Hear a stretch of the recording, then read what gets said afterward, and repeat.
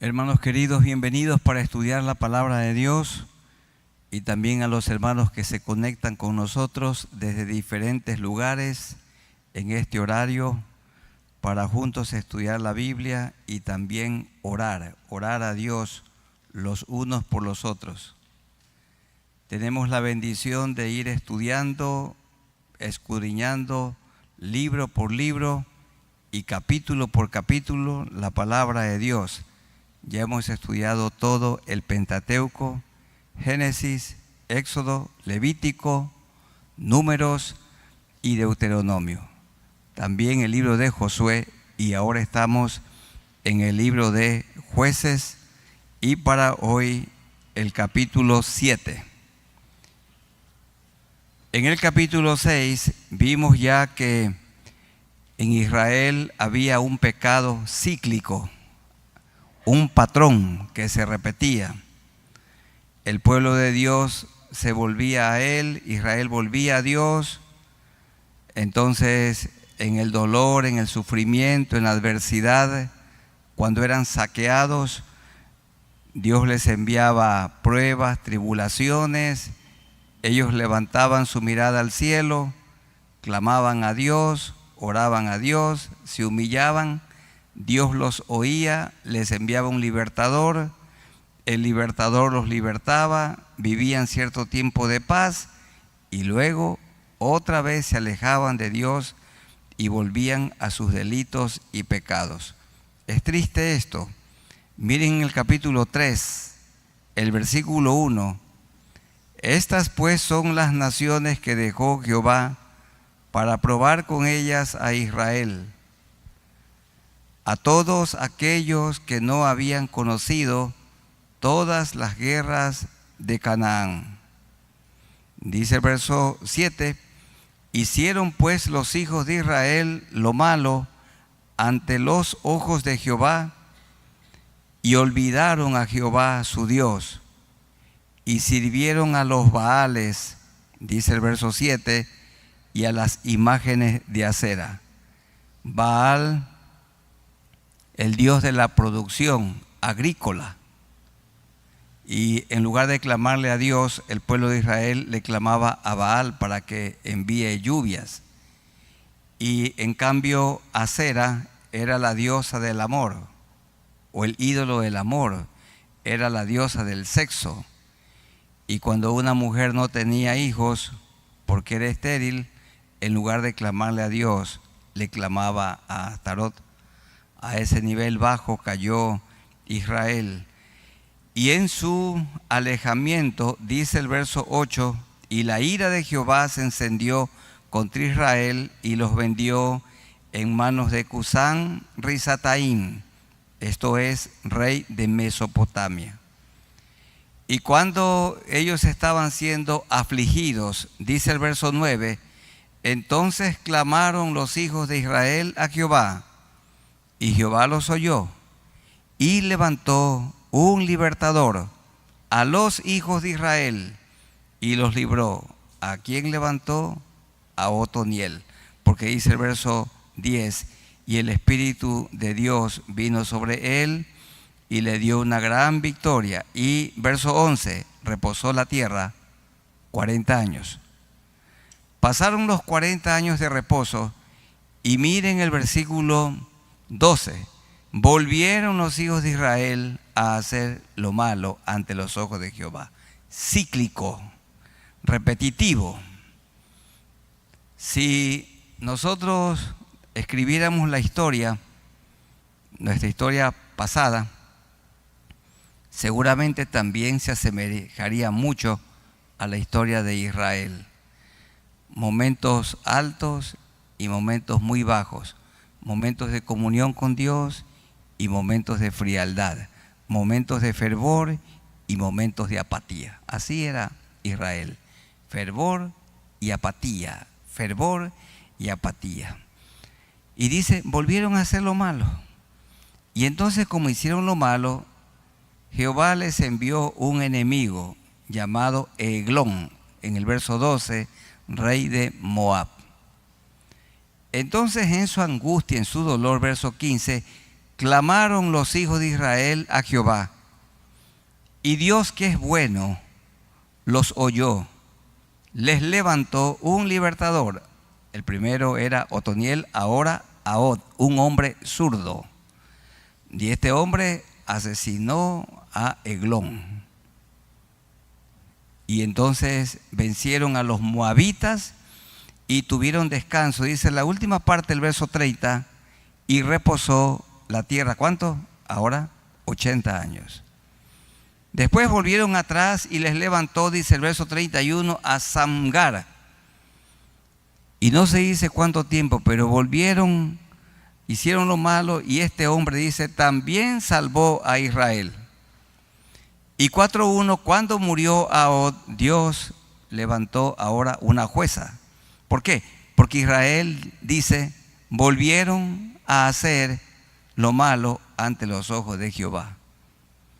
Y esta mujer llamada Débora, jueza y profetisa, se levantó como madre en Israel, y ella catapultó, animó a un hombre, el general del ejército llamado Barak, quien se puso al frente del ejército, y Dios le dio una gran victoria. Jael, una mujer, asesinó a Sísara, el cruel general del ejército de Canaán o del rey Javín. Y luego la tierra reposó de igual manera. Vean al final del capítulo 5, el verso 31, y la tierra reposó. Ahora 40 años. 40 años con Otoniel, 80 años con Ahod, 40 años cuando la gobernadora Débora, y noten lo que dice. Ahora 6:1.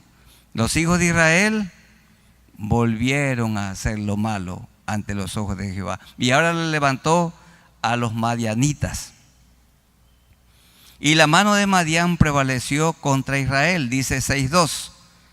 Y los hijos de Israel, por causa de los madianitas, se hicieron cuevas en los montes y cavernas y lugares fortalecidos. Pues sucedía que cuando Israel había sembrado, subían los madianitas y amalecitas, y los hijos del oriente contra ellos subían y los atacaban. Y venían en grandes multitudes y saqueaban todo el producto de la tierra y se llevaban el ganado, de tal manera que tenían que hacer cuevas y cavernas para esconder el producto. Y en esas circunstancias Dios llamó a un hombre sencillo, lo notamos que es un campesino, para que liberara a Israel, y a quien lo levantó como juez. Dice el versículo 11, y vino el ángel de Jehová y se sentó debajo de la encina que está en Ofra, la cual es de Joás Abieserita. Abieser tenía un clan de la tribu de Manasés, y ese es el gentilicio, Abieserita, y de ellos era Gedeón. Dice, la cual era de Joás Abieserita, y su hijo Gedeón estaba sacudiendo el trigo en el lagar. En el lagar no se sacude el trigo, sino las uvas. Pero allí en ese lugar escondían el trigo, dice, para esconderlo de los madianitas. El ángel de Jehová, que es una participación de Cristo mismo en el Antiguo Testamento, una aparición de Cristo. El ángel de Jehová se le apareció y le dijo, Jehová está contigo, varón esforzado y valiente. Y vemos nosotros en la historia del capítulo que ya estudiamos el día miércoles que puso reparos Gedeón. No se creía competente, pero Dios usó a Gedeón, porque Dios usa lo vil del mundo, lo que tiene poco valor, a los ojos del mundo, como lo vamos a comprobar en el capítulo 7. ¿Qué tenemos en el capítulo 7 como tema? Hay 1000 temas, pero ahí está uno de los 1000. La victoria de Dios no depende del poder humano. Y yo me quería atrever a poner que la victoria de Dios no necesita de la intervención humana. No necesita. Cuando nuestro hijo Josué era muy pequeñito y lo llevábamos a la plaza, entonces yo iba a llevar una grande canasta. Él tenía 4 años y me decía: papá, te ayudo a llevar la canasta. Te ayudo. No me ayudaba, se colgaba. Realmente la canasta se hacía más pesada. Te ayudo. Y así pensamos nosotros que le ayudamos a Dios, y para nada, somos una carga. Él, hermanos queridos, hace la tarea con nosotros o sin nosotros. Y en el capítulo 7 vamos a mirar que la victoria de Dios no depende del poder humano. Yo me atrevo a decir con firmeza, ni siquiera necesita de la intervención humana. Pero Dios es tan bueno que, débiles como somos, Él nos usa. Bien, vamos a estudiarlo, este texto, este capítulo que ya lo leímos y lo hemos revisado mucho en nuestras casas, en 5 partes. La primera, la necesidad de reducir el ejército para evitar el orgullo humano. Hermanos, Gedeón juntó un ejército de 32,000 soldados. Y Dios, que conoce nuestros corazones, pero nosotros no lo conocemos, no piense usted que conoce su corazón. Yo no conozco el mío. Dice que el corazón humano es, ¿cómo? Bueno, perverso. Perverso, ¿quién lo conocerá? Hoy con Isabel, ella le habló a las mujeres como ordena la Biblia, y yo le hablé a los varones. Y hablábamos no de cómo conocer el corazón de la mujer, de la esposa, sino cómo cuidar. Porque a mí me dieron una vez un tema de cómo conocer, y yo no conozco. Dios sí conoce. No conozco ni mi corazón. Es engañoso, dice, más que todas las cosas, y perverso. Así que le cambié el tema y le puse cómo cuidar el corazón de una mujer, o cómo cuidar el corazón de la esposa. Eso sí, cuidarlo sí, pero conocerlo solo Dios lo conoce. Y Dios, que conoce al humano, sabe que si Gedeón iba con 32,000, ¿qué iba a decir Gedeón? Mi ejército poderoso. Así que tenía que producirse una reducción. Se redujo. Dios redujo ese enorme ejército en un puñado de hombres valientes. Nosotros pensamos que es con bastante gente que se hace la cosa, y que necesitamos a mucha gente para entonces predicar el evangelio en el Ecuador. Miren, un puñado de hombres y mujeres con fe en Dios son suficientes. Dice el verso 1: levantándose pues de mañana Jerobbaal, el cual es Gedeón, y todo el pueblo que estaba con él, acamparon junto a la fuente de Harod, y tenía el campamento de los madianitas al norte, más allá del collado de More, en el valle. Y Jehová dijo a Gedeón: el pueblo que está contigo es mucho para que yo entregue a los madianitas en su mano. A Gedeón le parecía 32,000 pocos, pero Dios dice es mucho, porque este se va a envanecer y va a pensar que por él.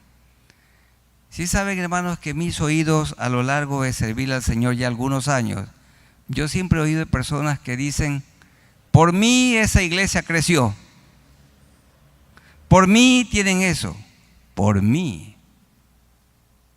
Yo sí espero nunca atreverme a decir tal cosa, por mí. Dios hace la tarea conmigo o sin mí.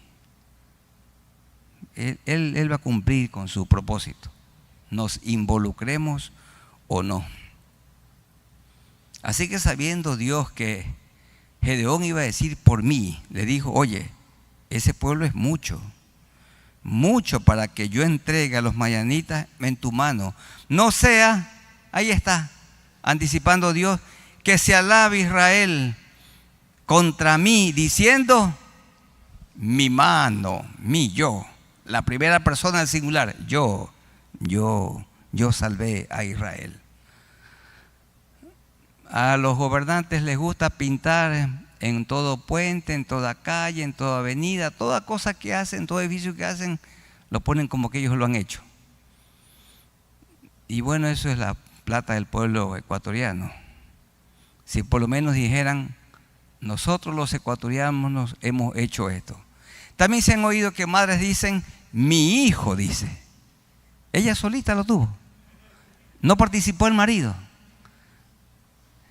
Y sí decía Martín Lutero, lo tuyo y lo mío en el matrimonio se destierra. ¿Qué es? Nuestro hijo. Es nuestra hija. Dice, es mi dinero. Mi dinero. Todo es de Dios. No nos pertenece nada, hermanos. No sea que diga, mi mano me ha salvado. Mi mano. Ahora pues, haz pregonar en oído del pueblo diciendo, quien tema y se estremezca, madrugue y devuélvase desde el monte Galad. Es decir, los que quieren regresar a su casa, regresen. ¿Y cuántos se regresaron? 22,000. Vean la última parte del verso 3. Se regresaron 22,000 y quedaban 10,000. Significa que el ejército era de 32,000, porque 22,000 más 10,000 es 32,000. Eso aprendimos en la escuelita. Era mucho. Se necesitaba de un ejército minúsculo, pequeño. Y Jehová dijo a Gedeón, aún es mucho el pueblo. ¿Cuánto es mucho? 10,000.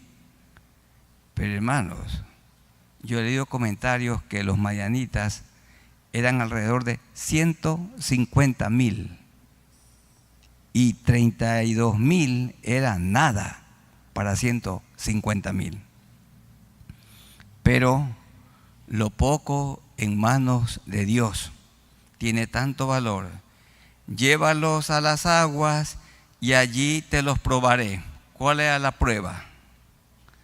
Las personas que dejaban su arma a un lado y se arrodillaban a beber del agua, entonces esas personas tenían que ser puestas aparte.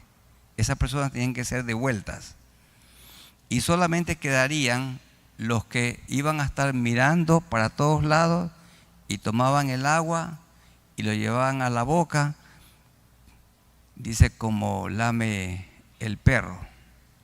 El perro hace bulla cuando le dan agua. Entonces, veamos lo que sucedió. Jehová dijo a Gedeón, cualquiera que lamiere las aguas con su lengua como lame el perro, verso 5, a aquel pondrás aparte. Asimismo, a cualquiera que se doblare sobre sus rodillas para beber, pondrás aparte. Y fue el número de los que lamieron llevando el agua con la mano a su boca como el perro. ¿Cuántos?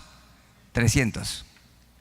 Y los que dejaron a un lado todo, inclusive su espada y todo, dice, se arrodillaban para beber el agua y todo el resto del pueblo se dobló sobre sus rodillas para beber las aguas.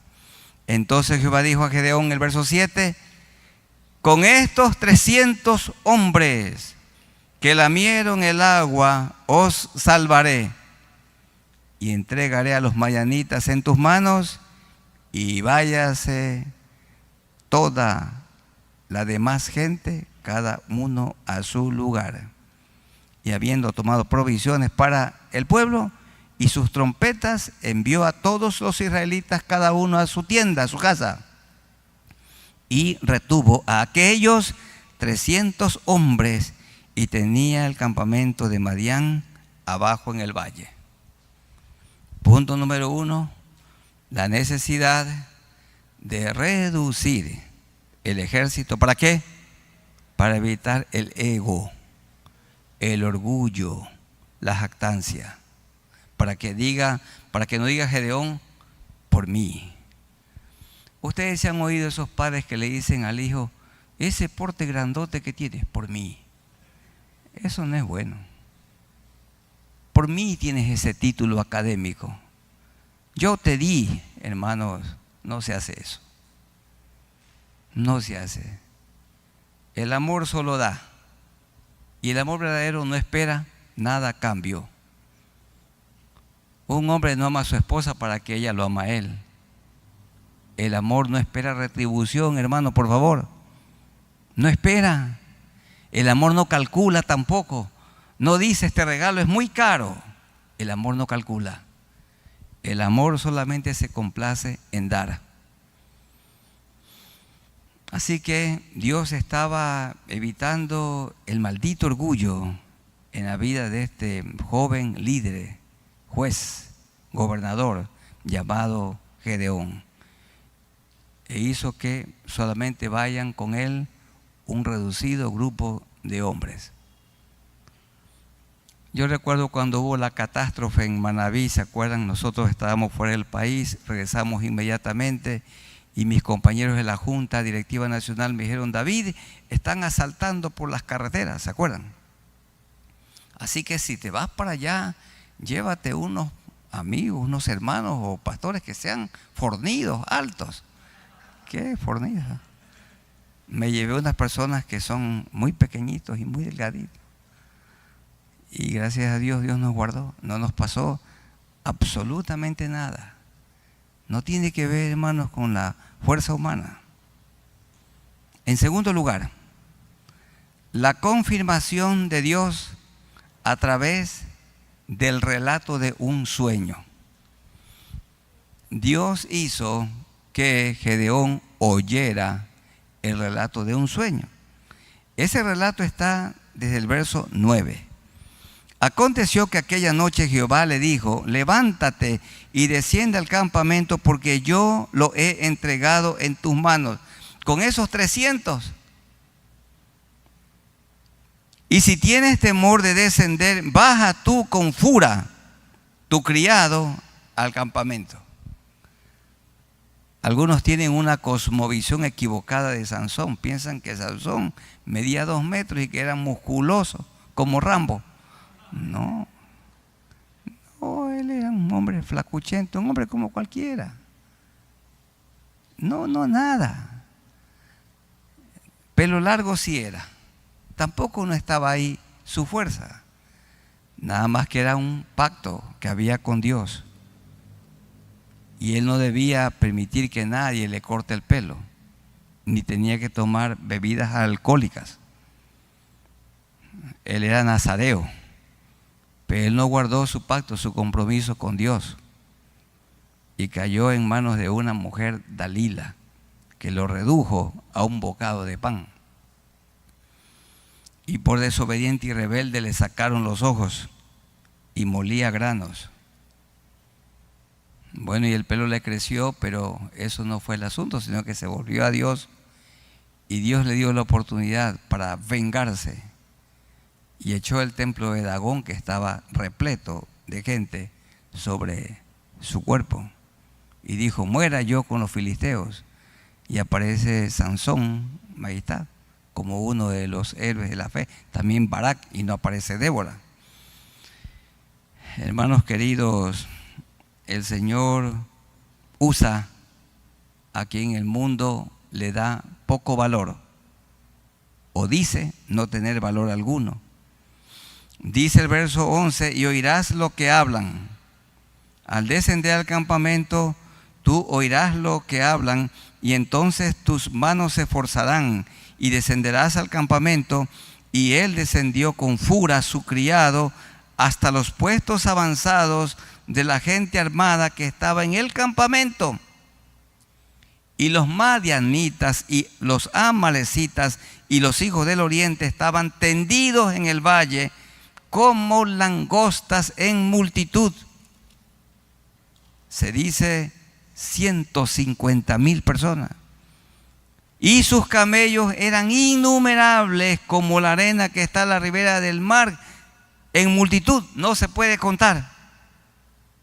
Cuando llegó Gedeón, he aquí que un hombre estaba contando a su compañero un sueño.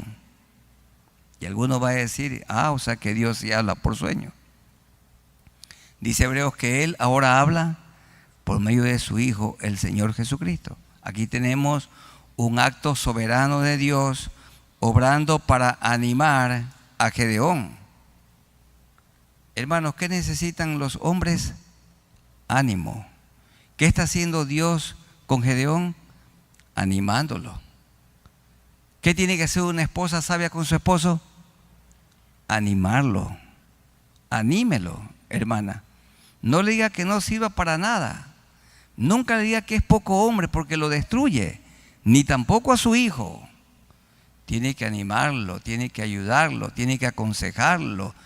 Dice, tiene que admirarlo a su marido. Y entonces ese hombre va a cuidar del hogar, va a ejercer su liderazgo. No, dice, mi esposo se cayó de la hamaca. No, tiene que animarlo.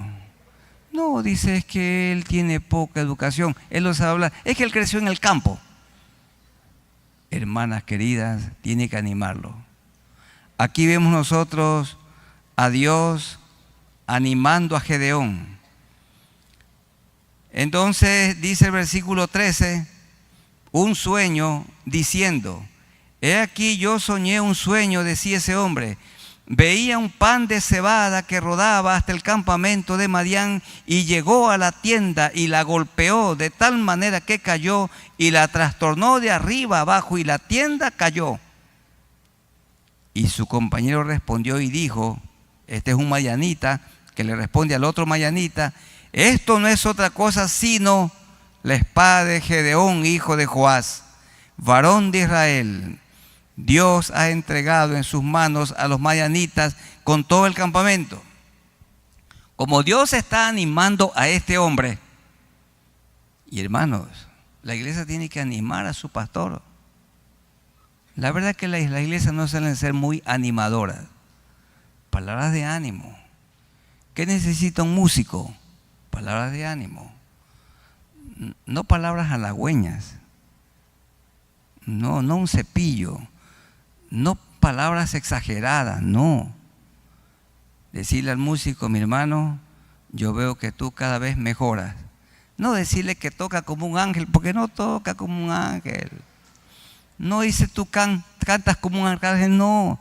Mi hermano, mira, cuenta con mis oraciones para que te mantengas humilde y no se te pegue el orgullo. Hay que dar palabras de ánimo. Y Dios está aquí animando. Dice el verso 15, cuando Gedeón oyó el relato del sueño, ¿qué pasó? Y su comprensión y su interpretación, ¿qué hizo? Adoró ¿a quién? A Dios. Y vuelto al campamento de Israel, ahora fortalecido por el ánimo que le dio Dios al oír la conversación de estos dos madianitas, dijo él, levantaos, vamos, porque Jehová ha entregado el campamento de Madián en vuestras manos. Ahora bien, algunos se preguntarán, en el verso 13, veía un pan de cebada que rodaba. ¿Qué significa ese pan de cebada? Hermanos y hermanas, la cebada en ese tiempo y hoy también tenía poco valor comparado con el trigo. Ese pan de cebada está representando a Gedeón, un hombre sencillo, un hombre campesino, un hombre que todos sabían tenía poco valor. Pero ese pan de cebada de poco valor en las manos de Dios puede hacer una gran obra. ¿Cuántos panes de cebada hay aquí? ¿O se creen pan de trigo? ¿O se creen pan de oro? No, hermano. Dios usa gente sencilla. Dios usa gente que no tiene ningún rol protagónico. Dios lo puede usar a ustedes de manera poderosa, pero siempre en las manos de Dios. Gedeón en las manos de Dios. Cebada significa poco valor. no había cosa peor que mi madre pueda hacernos, sino darnos a nosotros colada de cebada. Sí que hay que tener fortaleza para tomarse una colada de cebada. Poco valor. No era una buena comida. Pero ese pan de cebada fue dando vueltas y destruyó el campamento. Con este sueño, cuando oyó este sueño, entonces él interpretó que Dios le estaba dando la victoria. Ahora vamos al tercer punto. La estrategia no convencional que Dios usó para derrotar al enemigo. Hermanos, Jesús usó formas no convencionales. ¿Qué es lo convencional? ¿Qué es lo común? Llamamos al enfermo, lo ungimos con aceite y oramos por él, le ponemos las manos. Eso es lo convencional. ¿Pero qué es lo no convencional? Hubo un ciego que vino donde él escupió, hizo lodo y le puso en los ojos y el ciego vio. ¿Ustedes creen que el lodo sanó? Ningún poder curativo. Póngale lodo a su hermano que no ve bien, que tiene catarata. La familia lo lleva preso. Y bien. Formas no convencionales. Mire cómo sanó a esa mujer que tenía flujo de sangre. ¿Qué fue lo que hizo? Tocó el borde del vestido, del manto de Jesús. No fue un toque común, fue un toque con fe. Manera no convencional. ¿Cómo fue sanado Naamán el sirio? ¿Qué le dijo el profeta? Dile que se zambulla, ¿cuánto? 7 veces en las aguas sucias del río Jordán. Y él dijo, oye, ¿cómo puede ser que este hombre me envíe? Pero si en mi región hay ríos con agua limpia. Y le dijeron los criados, oye, Naamán, pero ¿qué cosa difícil te ha mandado el profeta? ¿Qué quería Dios con el profeta? Que se humille. Porque era orgulloso, pues. Entonces se humilló, se zambulló 7 veces y era leproso y su piel quedó como la de un niño. Hermanos, las aguas del río Jordán limpiaron la lepra de Naamán. Para nada. El poder de Dios. Usted piensa, dice, tómese este remedio que con este me hizo bien a mí. Pero también otros se murieron con ese. Hermano, mire, no sé. Ustedes dicen, no, yo me voy aquí a hacer atender del mejor médico de Guayaquil, del Ecuador. Y como tiene dinero, va a Estados Unidos. Yo le digo una cosa. Dios puede usar al médico de 1000 la consulta que el que le cobra solo 10. Y Dios puede usar un remedio que cuesta $1000 y uno que cuesta solo $3. ¿Y usted cree que depende del remedio? Está equivocado. Dios, de Él depende. Él decide si nos sana o no. Y usa a los médicos como su instrumento. Así que, hermanos, no crean. O creen que porque fueron a la clínica sofisticada. Cuando yo estaba enfermo, a veces me quieren llevar a un lugar sofisticado. No, le digo, yo me atienden los muchachos de la iglesia, los chicos que recién se graduaron. Uy, dice, pero recién graduado, ¿no le da miedo? No, ellos me atienden. Y ahora que tengo un yerno que es médico, recién graduado, con él. No, me dice, pastor, pero hay que llevarlo usted al Omni Hospital, hay que llevarlo allá. No, déjame tranquilo allí. Mejor todo ese recurso lo damos para la obra del Señor, para que el evangelio sea predicado. Bueno, eso hago yo. Pero ustedes pueden hacer de otra manera, hermano. Lo que estamos diciendo es que Dios obra de una manera no convencional. La estrategia no convencional. ¿Dónde la tenemos esta estrategia? En los versículos 16 al 18. Lean en su Biblia. ¿Sí vinieron con la Biblia? Con el Nuevo Testamento algunos han venido. No, pues. 16 al 18. Y repartiendo los 300 hombres, miren esto, en 3 escuadrones, dio a todos ellos espada, lanza, jabalina, no, trompetas en sus manos. Gedeón se consiguió 300 trompetas y cántaros vacíos. A ver, ¿qué es un cántaro? Esto es importante. Una vasija grande de barro y dentro de la vasija un mechero, una tea encendida, porque si la luz iba a ser llevada así de manera abierta, los del campamento que dormían podían despertar. Entonces dice, y cántaros vacíos con teas ardiendo dentro de los cántaros. Las teas estaban escondidas. La luz alumbraba dentro del cántaro. Como cuando uno tiene una linterna y le pone la mano. ¿Qué pasa? La luz no emana. Dice el verso 17, y les dijo, miradme a mí y haced como yo hago, como hago yo. He aquí cuando yo llegue al extremo del campamento, haréis vosotros como hago yo. Yo tocaré la trompeta y todos los que estarán conmigo, y vosotros tocaréis entonces las trompetas alrededor de todo el campamento y diréis, por Jehová y por Gedeón. Por Jehová y por Gedeón.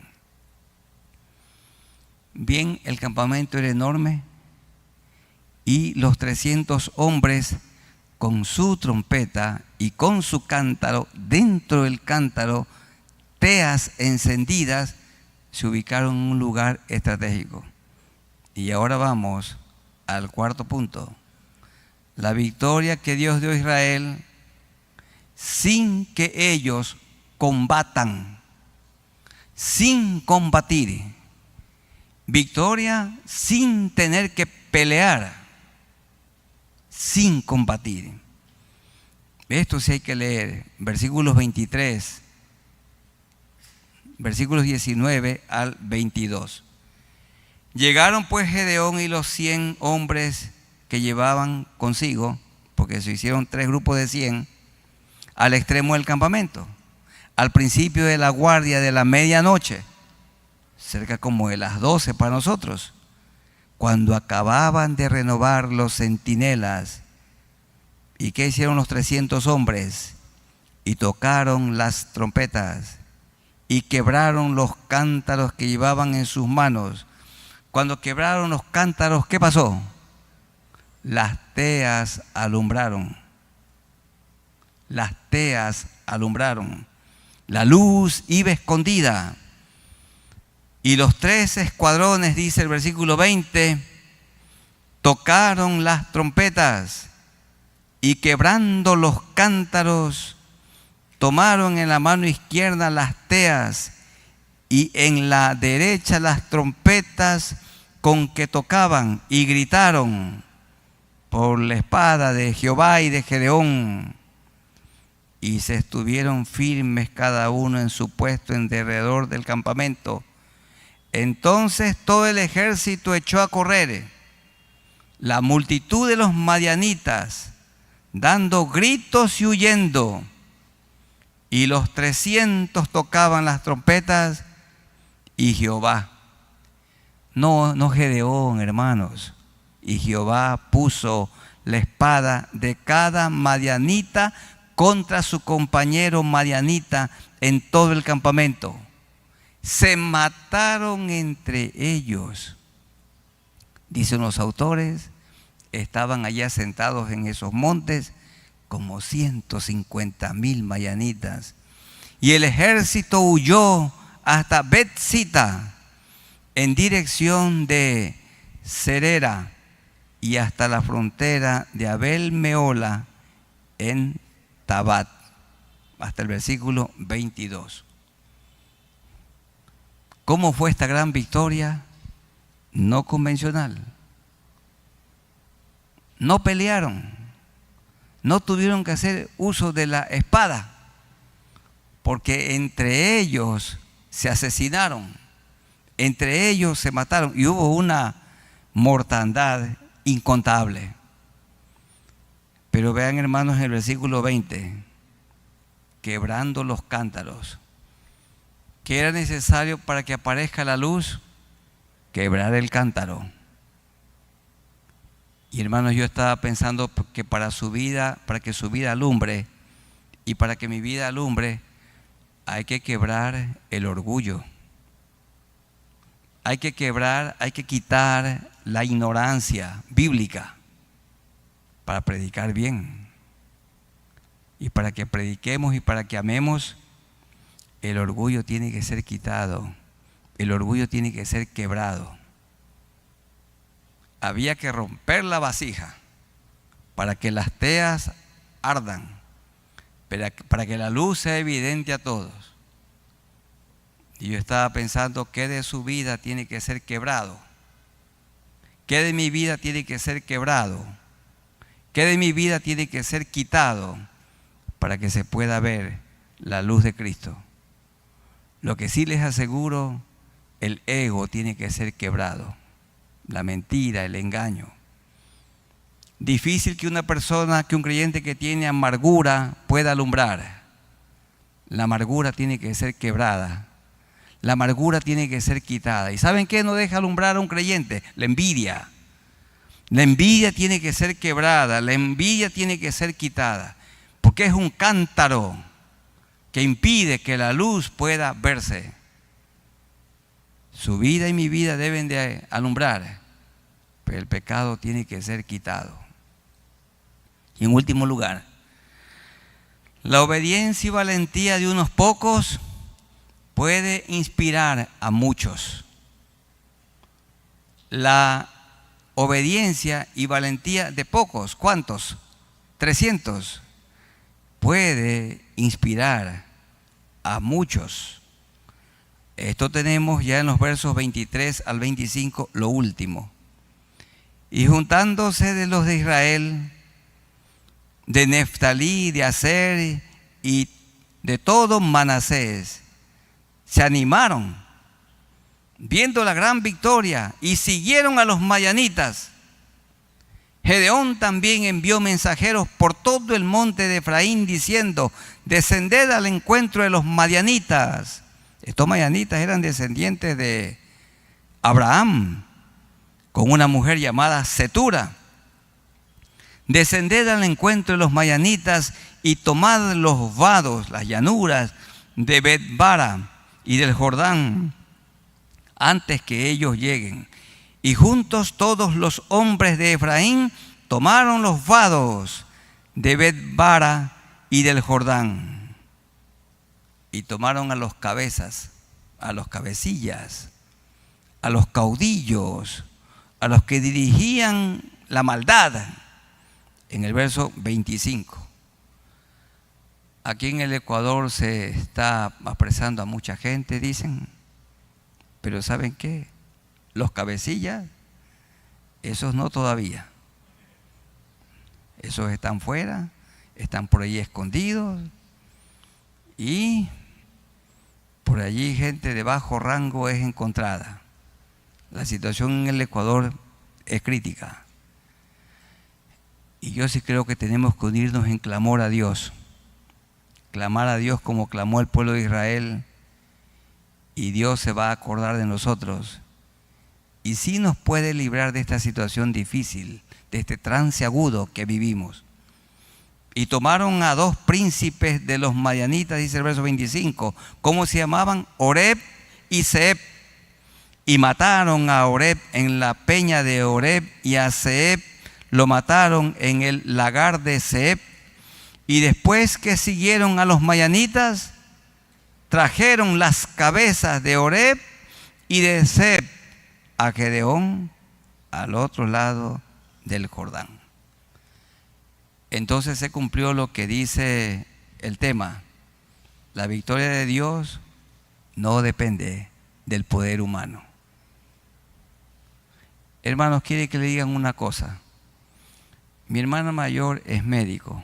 Ahora tenemos un yerno médico. Y aquí en la iglesia hay muchos buenos médicos y son necesarios. Pero yo les quiero decir que no depende de ellos. Dios los usa como instrumentos. Pero ¿sabe cómo dicen los hermanos? Yo le tengo fe al médico. La fe no tiene que estar en el médico, la fe tiene que estar en Dios. Y me dicen, pastor, aquí le traigo un enfermito para que ore por él porque yo le tengo fe a usted. Yo me asusto. ¿Me tienen fe a mí? No, hermano, fe en mí nada que ver. Oro yo, ora cualquiera, igual es. Dice, usted tiene más fe. Falso. Dios es el que sana. Cristo es el Salvador. Cristo es el sanador. A todas luces quedó claro para quién, para Gedeón y para los 300, que esta gran victoria vino de Dios. No tenía que ver con la intervención humana, porque la victoria de Dios no depende del poder humano. Y el primer punto, ¿cuál era? La necesidad de reducir el ejército para evitar el orgullo humano. Muy bien, vamos a buscar unos pasajes para terminar. ¿Sí saben dónde queda Zacarías? Ya. Vamos a buscar Zacarías, el capítulo 4 y el verso 6.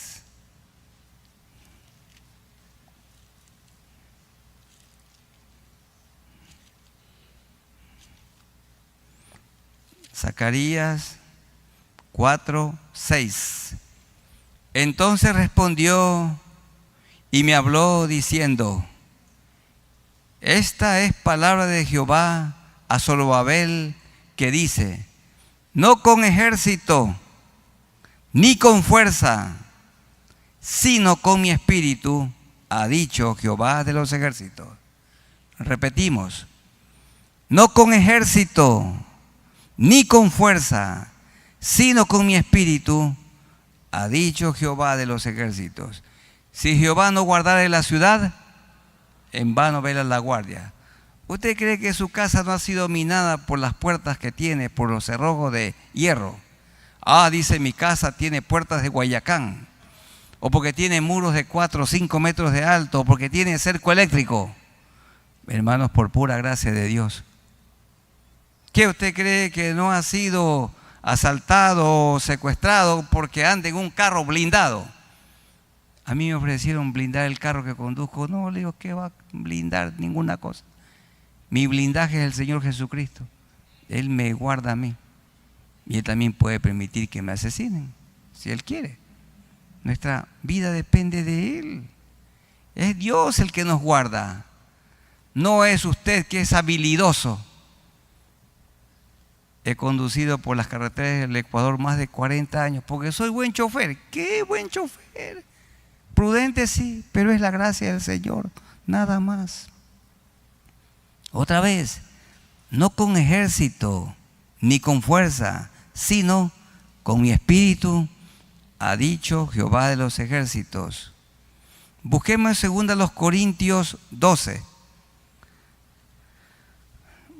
Pablo también tenía muchas cosas de que sentirse orgulloso. 2 Corintios, el capítulo 12, los versículos 7 al 10. Y para que la grandeza de las revelaciones no me exaltase desmedidamente, para que no se anidara en mi vida el orgullo, me fue dado, dice Pablo, un aguijón en mi carne, una enfermedad, un mensajero de Satanás que me abofetee, para que no me enaltezca sobremanera. Respecto a lo cual, por esta enfermedad, 3 veces he rogado al Señor que lo quite de mí, este aguijón. Y me ha dicho: no, Pablo, no, Bástate mi gracia, porque mi poder se perfecciona en la debilidad. Por tanto, de buena gana me gloriaré más bien en mis debilidades, para que repose sobre mí el poder de Cristo, por lo cual, por amor a Cristo, me gozo en las debilidades, en afrentas, en necesidades, en persecuciones, en angustias, porque cuando soy débil, entonces soy fuerte. ¿Cuándo es que Dios nos ayuda? Cuando decimos, Señor, yo no puedo, pero tú en mí sí. Señor, no es este remedio, eres tú. No es el médico, no es el pastor, tú, Señor. Cuando soy débil, soy fuerte. Todo pastor, todo predicador, cuando va a hablarle al público, siente nerviosismo. Y decían los maestros de homilética en el seminario, el nerviosismo es una buena señal, porque entonces con el nerviosismo la persona, el predicador puede decir, Señor, ayúdame, ayúdame, pon las palabras en mi boca. Yo quiero predicar, yo quiero enseñar lo que tú me digas. Cuando soy débil, entonces soy fuerte.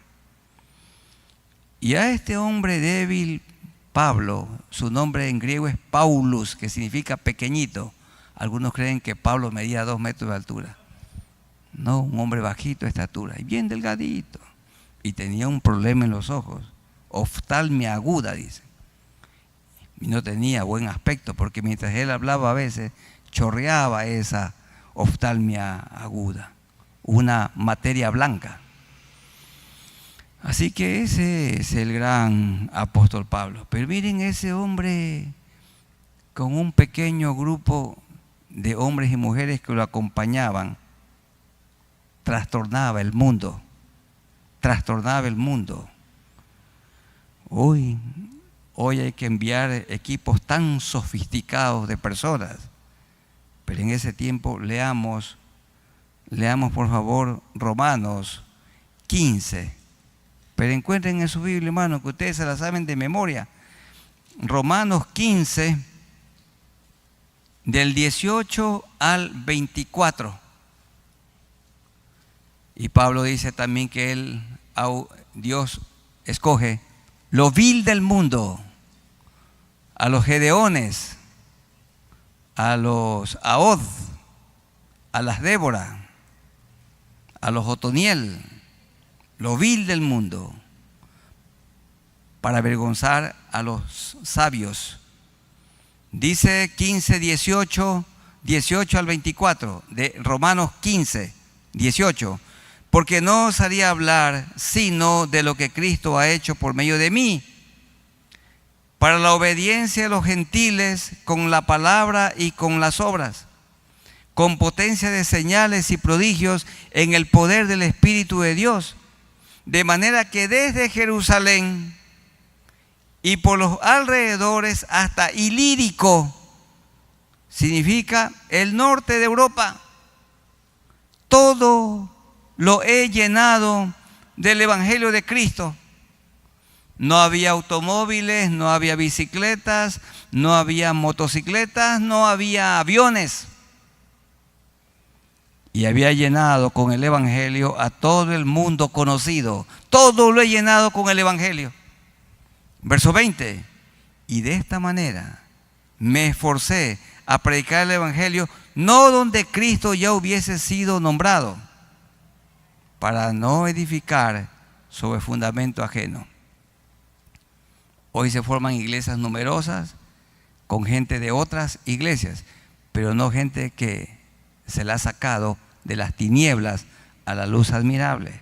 Dice Pablo, no con gente ajena, no con fundamento ajeno, no donde Cristo ya hubiese sido nombrado.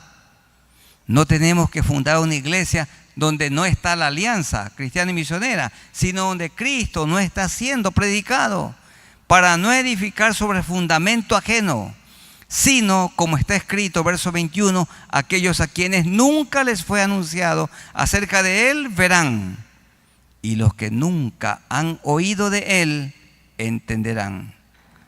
Por esta causa me he visto impedido muchas veces de ir a vosotros, hermanos de Roma.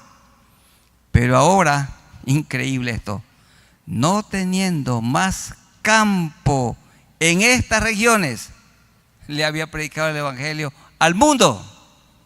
No teniendo más campo en estas regiones y deseando desde hace muchos años ir a vosotros, cuando vaya a España, sur de Europa, iré a vosotros, a Roma, porque espero veros al pasar y ser encaminado allá por vosotros una vez que haya gozado con vosotros.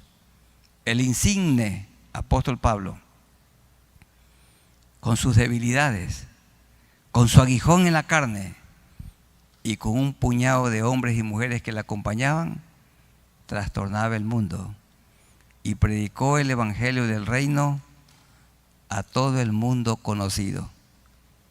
Y nosotros hoy, muchos planes, una tremenda preparación para el envío de misioneros. Y a veces enviamos misioneros que no le predican el evangelio a nadie. Tremendos esfuerzos, pero siempre Dios levanta obreros y obreras, buenos misioneros y misioneras que predican el evangelio del Señor Jesucristo y aún están dispuestos a morir por la causa de Él. Un testigo de Cristo, una testigo de Cristo, es un hombre y mujer dispuesto a morir por la causa de Cristo, predicando el evangelio. La victoria de Dios no depende del poder humano. Usted es débil, yo soy débil. Así débiles en las manos del Señor, Él nos quiere usar. Amén. Vamos a ponernos de pie y vamos a orar a Dios. Amado Dios, gracias por este momento y por esta bendita palabra. Gracias, Señor, por el estudio del libro de Jueces y en este momento el capítulo 7, por todo lo que hemos aprendido. El tema, aquí tenemos en el capítulo 7 la victoria de Dios dada a Israel. Esta victoria no dependía del poder humano, no dependía de Gedeón, ni de los 300 hombres. Gedeón y los 300 hombres fueron usados como instrumentos en tus manos. Tú obraste y aplicaste una estrategia no convencional. Se la diste a conocer a Gedeón y Gedeón fielmente la cumplió. Derrotaron a los madianitas y la tierra reposó. Reposó porque estaban empobreciéndose. Y entonces Israel tuvo paz porque clamaron a ti. Señor, momentos difíciles vivimos en nuestro país. Momentos difíciles. Hay tanta inseguridad. Hay personas que muchísimos tienen que cerrar sus negocios muy temprano. Algunos ya han cerrado sus negocios de manera definitiva. Muchos son amenazados. Si no dan cierta cantidad de dinero, entonces son amenazados de muerte. O ellos, o sus cónyuges, o hijos. Vivimos tiempos peligrosos. Pero aquí estamos un pueblo que te amamos, te conocemos y confiamos en ti. Aquí en este pequeño país, el Ecuador, tú tienes mucho pueblo. Y también en nuestra agobiada Latinoamérica, tienes mucho pueblo. Un pueblo que te conoce, que te adora, que procuramos obedecerte y anunciar el evangelio. Guárdanos, Señor, de todo mal y de todo peligro. y que tú uses a las autoridades para erradicar del país lo malo. Nosotros acudimos a ti. Si Jehová no guardare la ciudad, en vano vela la guardia. Nosotros en ti confiamos. Y gracias por recordarnos, Señor, que aunque tenemos poco valor, en tus manos tú nos puedes usar como poderosos instrumentos, como usaste a los jueces, personas sencillas, también los puedes hacer con nosotros hoy. Y cuando tenemos la victoria, siempre la gloria es tuya. Tú no querías, libraste, lo guardaste a Gedeón de envanecerse y que él llegue a pensar que la victoria contra los madianitas tenía que ver con sus habilidades, con sus destrezas militares. No, tiene que ver solo con tu poder.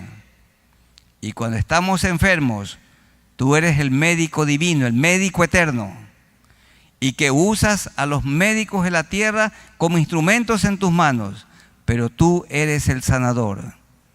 Y tú puedes sanar usando un remedio muy costoso o un remedio que tiene poco valor.